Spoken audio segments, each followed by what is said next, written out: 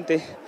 Yo sé que este partido que viene nos toca acá un clásico y vamos a dar el todo por tener esos 3 puntos. Əlbəttə, çox xoşbəxtəm ki, bugün evdə Azərkeş Təmizli önündə qələbə qazandıq. Vacib 3 xal idi, düşünürəm bizim üçün çox vacib idi. Qarşıda bizi Azərbaycan derbisi gözləyir, deyərdim, Klasikodur. Ümid edirəm ki, növbəti oyunda da qələbə qazanıb 3 xal qazana bilərik.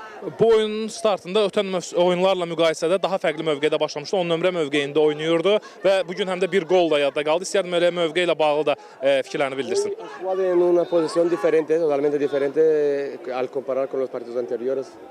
¿Cómo te encontraste ahí en esta posición y metiste el gol? ¿Qué puedes decir sobre eso? No, bueno, la verdad que una posición que actualmente no la venía jugando, en pocos partidos la estaba haciendo, pero hoy en día me pusieron ahí y concreté todo lo que tenía que hacer. Bundan öncəki oyunlar, bəzi məqamlar olur ki, oyun epizodlarında baş məşqçi məni o mövqeyə yönləndirirdi.